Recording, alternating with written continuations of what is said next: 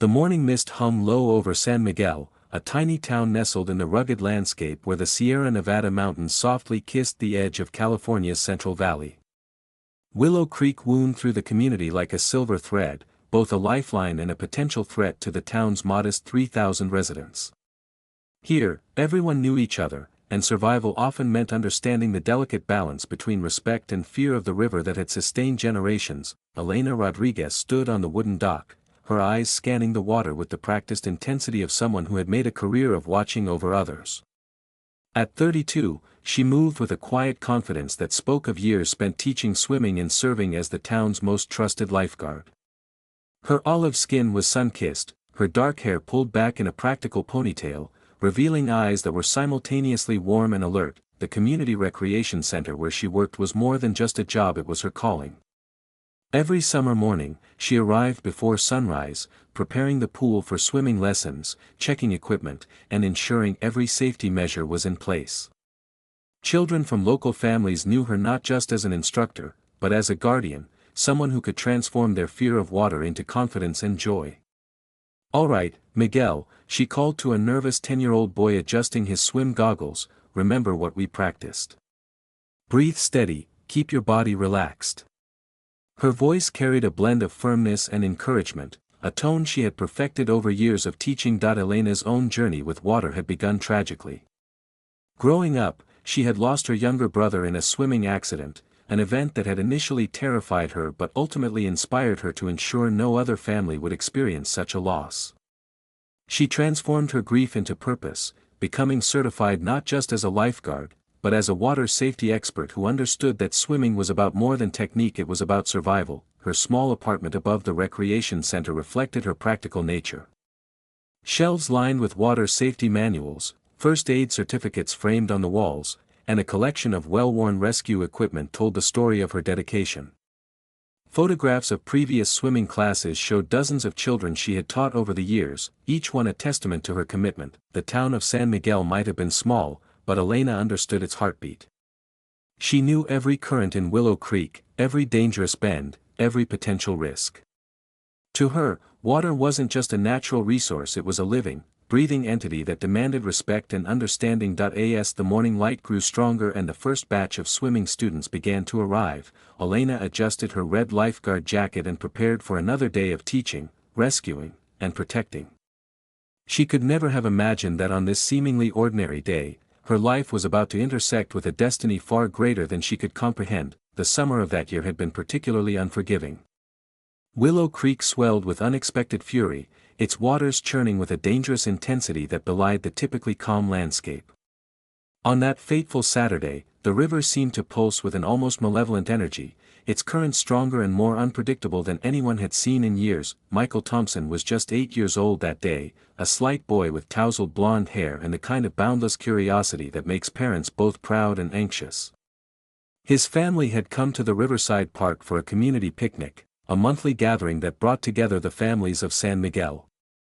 While the adults chatted and prepared food, the children played near the water's edge, their laughter echoing against the mountain backdrop. No one noticed at first how close Michael had wandered to the river's edge. The ground was soft from recent rains, the riverbank muddy and treacherous. One moment he was standing, watching a stick float in the water, and the next, the ground beneath his feet gave way with a sudden, sickening slide. The splash was almost imperceptible at first, just a small disturbance in the roiling water. But then came the terrified cry, quickly swallowed by the river's rush. Elena had been helping set up tables for the community picnic when she heard it, that distinct sound of panic that cut through all other noise. Her body was already moving before her mind could fully process what was happening. Years of training, of watching, of being prepared, crystallized into pure, instantaneous action. "Someone's in the water," she shouted, already sprinting toward the riverbank. The crowd around her seemed to move in slow motion, but Elena was a blur of motion. Red lifeguard jacket, powerful legs eating up the distance, eyes locked on the small blonde head bobbing desperately in the churning water. Michael was being pulled under repeatedly, his small arms flailing, his mouth opening in silent terror.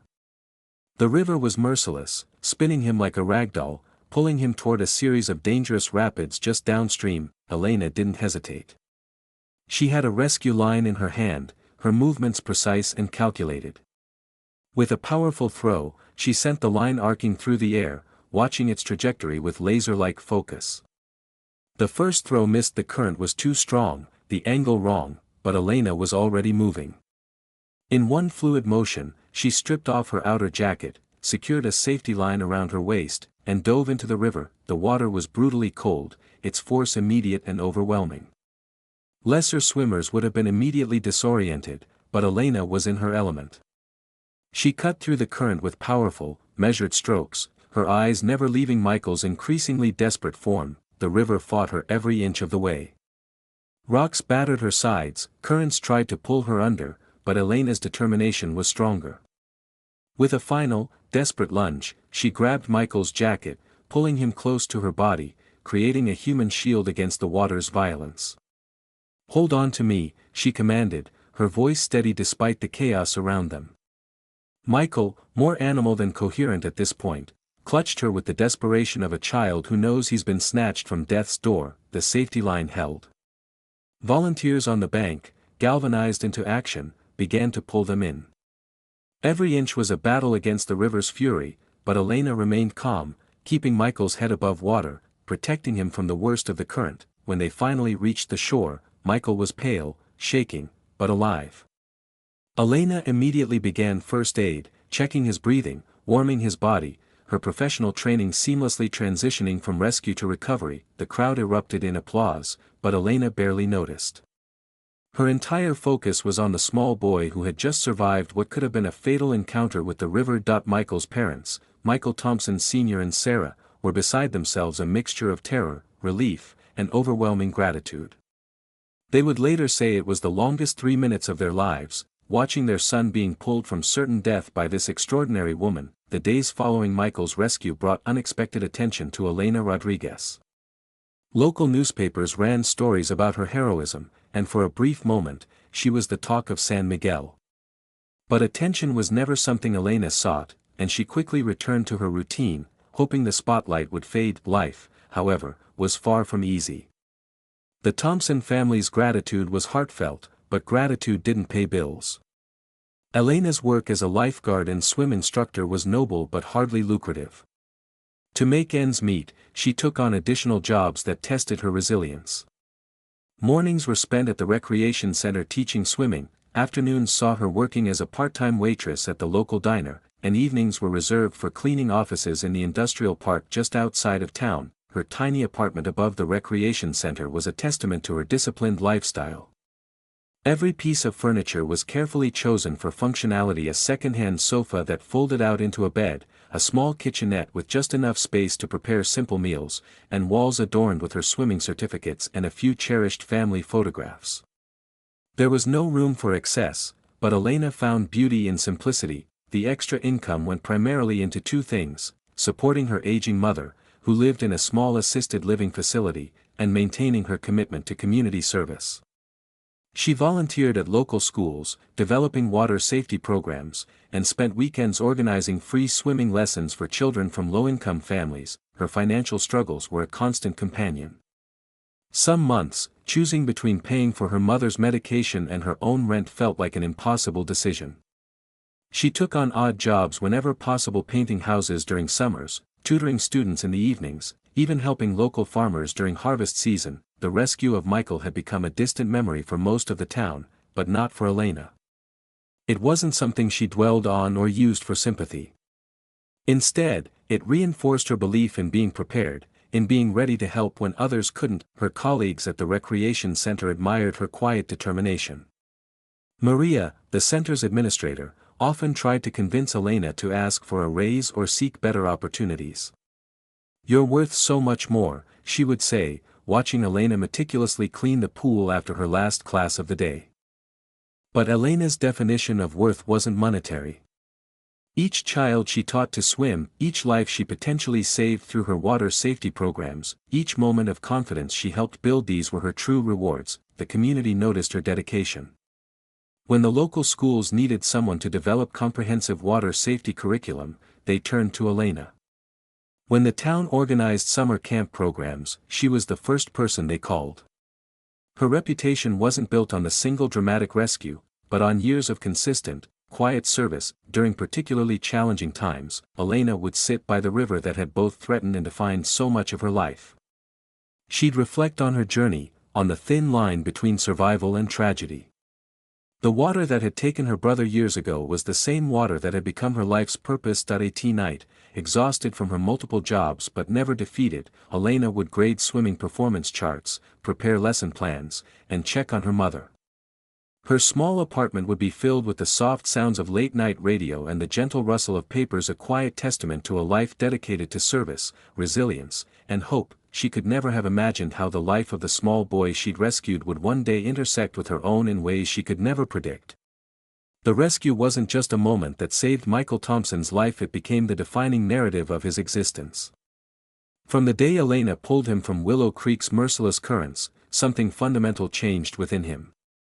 Where other children might have developed a fear of water, Michael developed an almost spiritual respect for it, understanding intimately how quickly life could slip away and be restored. His parents, forever grateful and slightly overprotective, ensured Michael understood the magnitude of his second chance. They told and retold the story of Elena's heroism, making it clear that survival came with a responsibility. "You were given a gift," his father would say, "and gifts demand something in return." Michael was an attentive child, introspective beyond his years. While other kids dreamed of becoming astronauts or professional athletes, he became fascinated by systems, how things worked, how risks could be mitigated, how seemingly impossible challenges could be overcome. The near-death experience had awakened in him a profound understanding of preparedness and resilience. In school, Michael wasn't the most naturally brilliant student, but he was exceptionally determined. He studied not for grades, but for understanding. Mathematics became his first love, a world of precise calculations where risk could be measured, predicted, and often controlled. He saw mathematical principles as a language of survival, much like Elena had seen swimming techniques as a method of protection. His high school years were marked by a series of small entrepreneurial experiments. While other teenagers were spending their allowances, Michael was creating small businesses. He started with a lawn mowing service, then expanded to a neighborhood technology repair shop. Each venture wasn't about making money, but about solving problems efficiently. During his college years at California State University, Michael studied business administration with a focus on risk management. He was drawn to the complex world of venture capital, seeing it as another arena where careful analysis could transform potential dangers into opportunities. His professors noticed his unique approach. Where others saw numbers, Michael saw narratives of human potential. The memory of Elena never left him. Though they hadn't maintained contact after the rescue, her image remained a constant inspiration. He would often wonder about the woman who had saved him, imagining her life, her continued dedication to community service.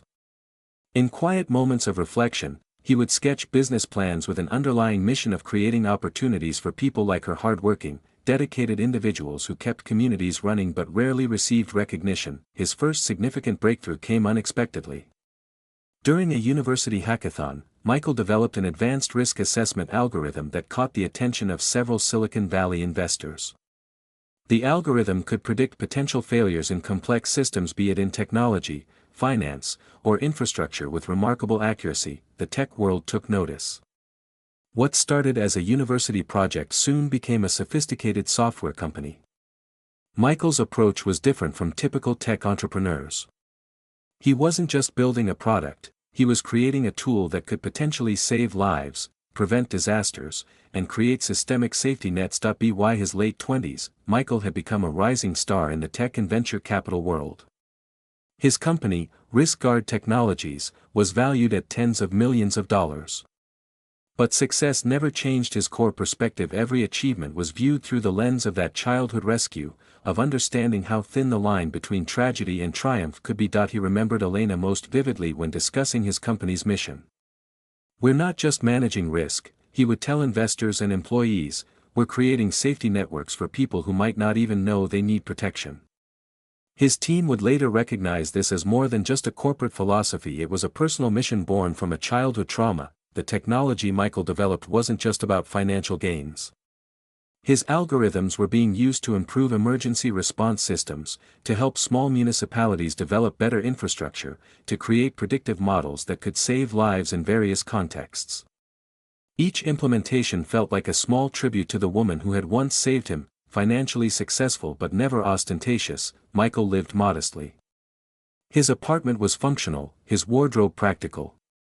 Colleagues often found this surprising for someone of his wealth, but for Michael, resources were meant to be strategically deployed, not displayed. As he approached 30, a persistent thought began to take root. The woman who had saved his life, Elena Rodriguez, was more than a memory. She was a real person who had continued her life of service, likely facing challenges that his resources could potentially address. That he began discreet inquiries, using the same methodical approach he applied to his business investigations. He wanted to find Elena not for publicity, not for a grand gesture, but to genuinely understand her life and potentially create meaningful support. What Michael didn't know was that his search would soon lead him to a reunion that would transform both of their lives in ways neither could have imagined. During that fateful moment by Willow Creek 2 decades earlier, the search for Elena Rodriguez was not a simple task, despite Michael's sophisticated resources. Small-town connections ran deep, and privacy was something San Miguel residents guarded carefully. It took months of careful investigation, leveraging local contacts, and piecing together fragments of information. His first breakthrough came through the recreation center where Elena had worked for years. Though she was no longer a full-time employee, her legacy remained etched in the memories of longtime staff members. Maria Gonzalez, the center's administrator, remembered Elena with a mixture of respect and maternal fondness. Elena? Maria's eyes softened when Michael approached her. She's still in town, still teaching swimming. But she works multiple jobs now. You'll find her at the Sundown Diner most evenings, or at the community center on weekends. The first time Michael saw Elena after 20 years was both surreal and deeply humbling. She was clearing tables at the Sundown Diner, her movements efficient, her demeanor unchanged from the heroic woman in his childhood memories.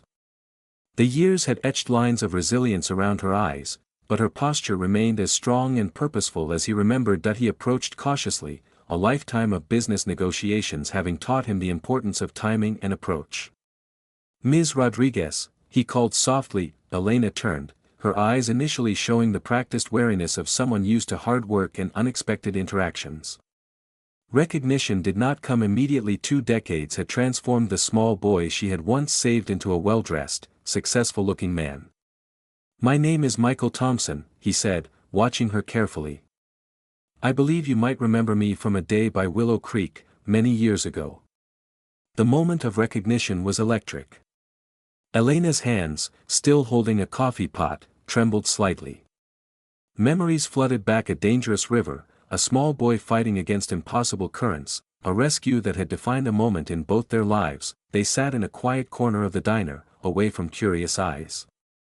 Michael had chosen this place deliberately, neutral ground, familiar to Elena, away from the potential spectacle of his wealth and success. "I've been searching for you," Michael began, his voice steady but filled with an emotion he couldn't quite disguise. "Not for publicity, not for any grand gesture. I needed you to know what that moment meant to me." He spoke carefully, explaining how her rescue had fundamentally altered the trajectory of his life. How the experience of being pulled from certain death had instilled in him a sense of purpose, an understanding of risk and opportunity that had driven his entire career. Elena listened, her expression a mixture of disbelief and quiet dignity. She had long ago made peace with that day, viewing it as simply another moment in her life of service. She had no idea of the profound impact she had made. "My company develops risk management technologies," Michael explained. "But it's more than just a business. Every algorithm, every system we create is fundamentally about protecting people who might not have the resources to protect themselves." He slid across the table a folder containing documentation of his company's work. Detailed reports showed how their technologies had been used to improve emergency response systems in small communities, to develop safety protocols for schools and public spaces, to create predictive models that could save lives. "This," he said, touching the folder, "this is because of you. Because of that moment by the river. Elena's eyes filled with tears, not of sentimentality, but of a deep, complex emotion. She had lived her entire life in service, never expecting recognition. And here was tangible proof that her single act of courage had rippled out into the world in ways she could never have imagined. "I don't want your pity," she said firmly, a characteristic strength shining through. "I did what anyone would have done." Michael smiled. "That's precisely why I'm here. Not to offer pity, but to offer genuine support.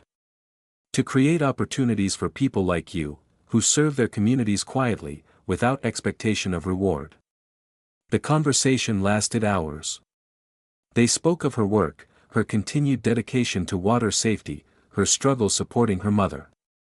Michael listened not as a wealthy entrepreneur, but as someone genuinely interested in understanding the life of the woman who had saved him. What neither of them knew then was that this reunion was just the beginning of a journey that would transform not just their lives, but the entire community of San Miguel. Michael Thompson approached philanthropic giving with the same strategic precision he applied to his business ventures.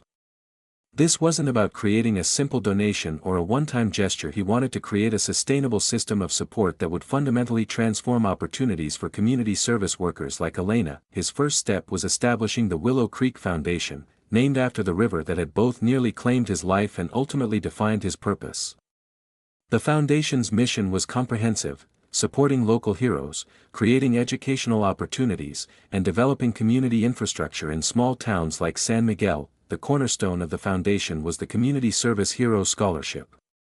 Unlike traditional scholarships that focused solely on academic achievement, this program targeted individuals actively engaged in community service, people like Elena who worked multiple jobs while dedicating themselves to helping others. The scholarship would cover full tuition, provide living expenses, and offer mentorship programs. More importantly, it came with a unique stipulation: recipients were required to return to their communities and continue their service work for at least 5 years after graduation. Michael worked closely with Elena to design the program. Her insights were crucial. She understood the real barriers faced by community workers, the hidden challenges that went beyond simple financial support. They created a holistic approach that addressed not just educational costs, but also provided support for childcare, transportation, and professional development. The first round of scholarships targeted individuals in public service roles: swim instructors, lifeguards, community center workers, emergency responders. Each scholarship was personally reviewed, with Michael and Elena reading every application, looking for stories of dedication and potential. But Michael's vision extended beyond scholarships. He recognized that community service workers often lacked the infrastructure to truly make a difference. The Willow Creek Foundation began investing in community centers, upgrading local facilities, and providing advanced training equipment. In San Miguel, this meant a complete renovation of the recreation center where Elena had worked for years. They added state-of-the-art swimming facilities, created dedicated spaces for water safety training, and established a robust community outreach program. The center became a model for how small-town community spaces could be transformed. The technology developed by Michael's company played a crucial role. Risk management algorithms were used to improve safety protocols in community centers, emergency response systems were upgraded, and predictive models were created to help small municipalities better allocate their limited resources. Media attention was inevitable, but Michael was strategic about managing the narrative.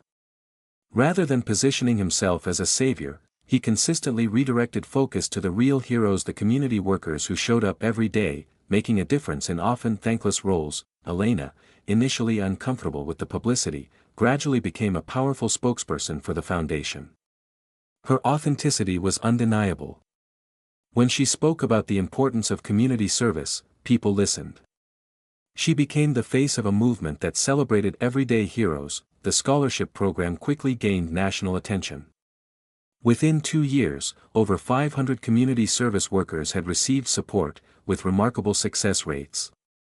Recipients were returning to their communities, creating sustainable impact in education, emergency services, and social support systems. Local newspapers began calling it the Willow Creek Miracle. But for Michael and Elena, it was more than a miracle. It was a carefully constructed system of support that addressed systemic challenges faced by community service workers. That a defining moment came during a national conference on community development. Michael, presenting the foundation's work, brought Elena on stage. The audience was silent as she shared her story from a lifeguard struggling to make ends meet to a catalyst for a national movement supporting community heroes. "It was never about me," Elena told the audience. "It was always about the community. About creating opportunities for people who are willing to show up, day after day, for others." The foundation's impact extended beyond San Miguel. Similar programs were being developed in small towns across California, then across the United States. Michael's risk management technology was being used to create more efficient, more supportive community infrastructure. For Elena, the transformation was deeply personal. Her mother, now able to receive better medical care, watched with pride as her daughter became a symbol of hope. The small apartment above the recreation center was replaced with a modest home, funded by the foundation but chosen by Elena herself. Always practical, always focused on what truly mattered, the scholarship recipients became a network of changemakers. They supported each other, shared resources, and continued the work of creating opportunities in their communities. What had started as a personal mission had become a movement. During one of their many planning meetings, Michael turned to Elena. "Do you remember that day by the river?" he asked. Elena smiled, a smile that held decades of experience, of struggle, of triumph. "Every single day," she responded. Their story had come full circle, a moment of life-saving courage transformed into a system of hope, opportunity, and community support.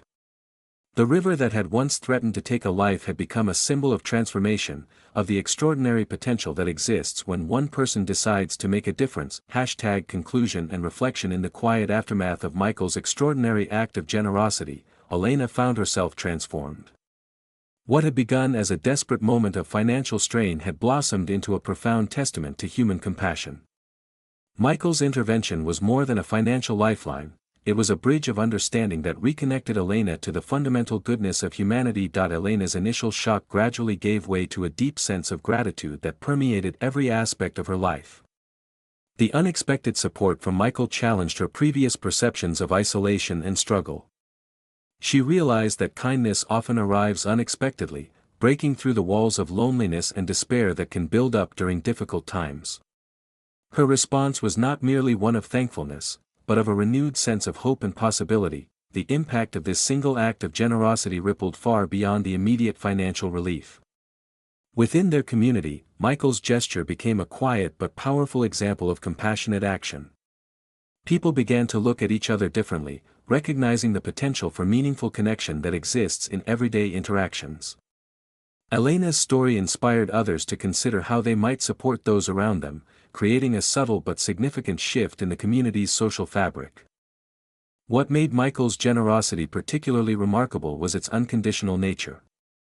He did not seek recognition or expect anything in return. His kindness was pure, a genuine desire to help someone in need, without judgment or expectation. This approach transformed the traditional dynamics of assistance, turning a potential moment of charity into a genuine human connection. For Elena, the experience became a turning point. The financial support was crucial, but the emotional impact was even more transformative. She discovered a renewed sense of dignity, understanding that asking for help is not a sign of weakness, but of courage and vulnerability. The experience taught her that human connections are often formed in our most challenging moments, when we are most open and authentic. The broader lesson resonates beyond their individual story. In a world often characterized by division and self-interest, acts of spontaneous kindness serve as powerful reminders of our shared humanity. They demonstrate that compassion is not a finite resource to be carefully rationed, but an abundant energy that grows when shared. As Elena moved forward, she carried with her a profound understanding. True generosity is not about the magnitude of the gift, but the spirit in which it is given. Michael had done more than provide financial assistance. He had restored her faith in human kindness, rekindled her hope, and reminded her that meaningful connections can emerge from the most unexpected places. Her story became a quiet inspiration, a testament to the transformative power of empathy, the strength found in vulnerability, and the extraordinary potential for connection that exists in every human interaction.